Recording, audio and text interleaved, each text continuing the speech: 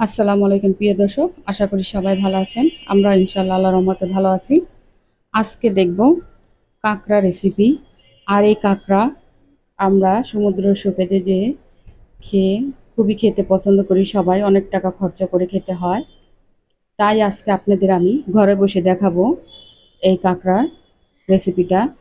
আর খুবই সহজে অল্প উপকরণ দিয়ে কিভাবে টেস্টি করে মজাদার করে এই কাঁকড়া রেসিপিটি করা যায় সেটা আপনাদের দেখাবো। আর জিএন কিচেন মানি সহজ রেসিপি, তাই ইনশাল্লাহ আমাদের সাথে থাকুন। আর সহজ রেসিপিগুলো আপনাদের দেওয়ার চেষ্টা করি আমি সব সময়। প্রথমেই আমি কাঁকড়াটাকে ভালো করে ব্রাশ দিয়ে চারোপাশ ঘষে পরিষ্কার করে নিলাম।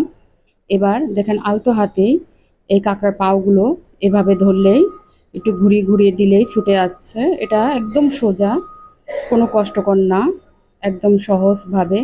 আর এই যে উপরে এই পাটটি দেখছেন, এভাবে হালকা হাতে একটু জাতা দিয়ে খোলানো যায়। এটাকে খুলে আমি পরিষ্কার করে নিব। আজকে আপনাদের সাথে আমি রেসিপিটি পরিষ্কার করা এবং রেসিপিটি করা দুটোটাই আপনাদের সাথে শেয়ার করব। কিভাবে কাঁকড়াগুলো পরিষ্কার করতে হয় সেটা আপনাদের সাথে শেয়ার করলাম। এই যেটা যখন এটা দেখবেন দুই একটা যে এটা অনেক শক্ত, সেটা একটু হালকা হাতে এরকম একটু বাড়ি দেওয়ার পরে দেখবেন এভাবে টান দিলে ছুটে আসবে। একদম সহজ ইজিভাবে কাঁকড়া পরিষ্কার করা যায়। আর ভিতরের এই যে যেগুলো দেখতে পাচ্ছেন, এই আঁশগুলোকে আমরা ছাড়িয়ে নিব, কারণ এটা খাওয়া যায় না। তাই আমি এখানে পরিষ্কার করে নিচ্ছি ভালোভাবে। এটা দেখে আপনাদের বুঝতে হবে কিভাবে কাঁকড়াটি পরিষ্কার করতে হয়, এটা বলে বোঝানো যাবে না। আমি আরেকটি আপনাদের দেখিয়ে দিচ্ছি। কাঁকড়া পরিষ্কার করা একদমই সহজ। দেখতে পাচ্ছেন আমি একটি ব্রাশের সাহায্যে ভালোভাবে ঘষে ঘষে একদম হাত পর চিপা চাপাগুলো পরিষ্কার করে নিচ্ছি।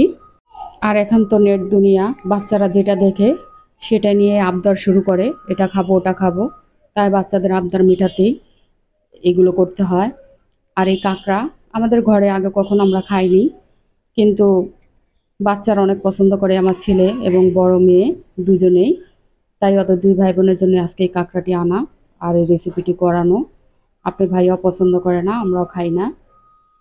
বাচ্চারা তো এখন ইউটিউব দেখে রেস্টুরেন্টে যে সমুদ্র সৈকতে যে এগুলো কক্সবাজার, এখানে এদিক ওদিক যে এগুলো খেতে খুবই পছন্দ করে। আর এটি অনেক টাকা দিয়ে কিনে খেতে হয়। তাই আজকে ঘরে সহজ উপায়ে আমি এই রেসিপিটি করে দিচ্ছি। এবার আমার কাঁকড়াগুলো পরিষ্কার করে আমি একটু ধুয়ে নিচ্ছি। আর এই যে পাগুলোকে আমি একটা কেচির সাহায্যে কেটে নিব। এটা খুবই শক্ত, আপনারা একটু সাবধানে এটা কাটবেন, নয়তো হাত কেটে যাওয়ার সম্ভাবনা আছে। এভাবে করেই আমি সবগুলো কাঁকড়া ছাড়িয়ে নিব।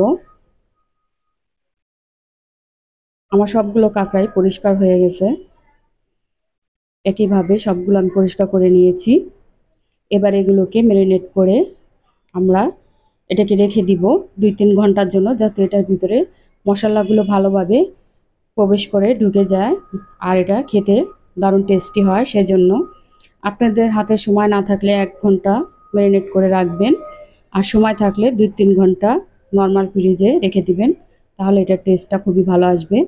এখানে আমি ধনিয়ার গুঁড়ো দিলাম 1 চা চামচ, মরিচের গুঁড়ো দিলাম 1 চা চামচ, 1 চা চামচ দিয়েছি হলুদের গুঁড়ো, 1 চা চামচ দিয়েছি আদা রসুন বাটা, আর দিয়েছি চাট মশলা 1 চা চামচ, গরম মশলা গুঁড়ো দিয়েছি আধা চা চামচ, দিয়ে সব কিছু দিয়ে স্বাদ মতো লবণ দিয়ে এভাবে ভালোভাবে আমি মাখিয়ে নিব। একটু ঝাঁকিয়ে দিলেই হবে, এটা হাত দা নাড়াচাড়া করার কোনো প্রয়োজন নেই। এবার আমি এটাকে 3 ঘন্টার জন্য ফ্রিজে রেখেছিলাম, নর্মাল ফ্রিজে। তারপরে যে ভাজার জন্য চুলায় চলে আসলাম। আমি আগে একটি পাত্রে তেল গরম করে নিয়েছি। এবারে তেলের ভিতরে আমি কাঁকড়াগুলোকে দিয়ে দিব। কাঁকড়াগুলোকে দিয়ে এপাশ ওপাশ করে ভালোভাবে উল্টিয়ে পাল্টিয়ে একটু ভেজে নিব। আর আমি এখানে আজকে কাঁকড়াগুলোকে ফ্রাই করব, কারণ আজকে বাচ্চারা বলেছে ফ্রাই খাবে। আরেকদিন হয়তো অন্য কিছু রান্না করে দিব।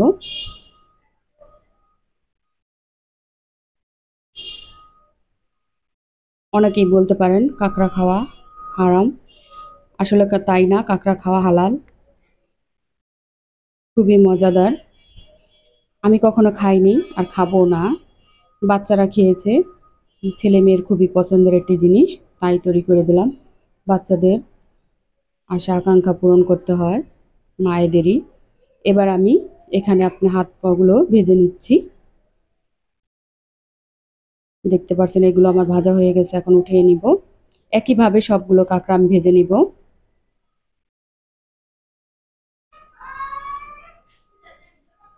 বাস, কাঁকড়াগুলোকে দিয়ে আমি সবগুলো একইভাবে ভেজে নিব। আমার কাঁকড়াগুলো ভাজা হয়ে গেছে, দেখতেই পাচ্ছেন কত সুন্দর দারুণ একটি কালার আসছে। খেতে নিশ্চয়ই অনেক ভালো আসবে। আর ভাজার সময় যে একটা স্মেল বের হয়েছে, স্মেলটা শুনেই একদম মনটা ভরে গেছে। দেখতে অনেক বেশটা খুবই ভালো লাগছে। আমি একটা ভেঙে দেখাচ্ছি ভিতরটা, দেখতেই পারছেন ভিতরটা। এই যে লেয়ার, ভিতরের লেয়ারটা এইভাবে আপনারা সস দিয়ে পরিবেশন করবেন, দেখবেন ভালো লাগবে। আপনারা একবার ট্রাই করবেন। সবাই ভালো থাকবেন। আসসালামু আলাইকুম।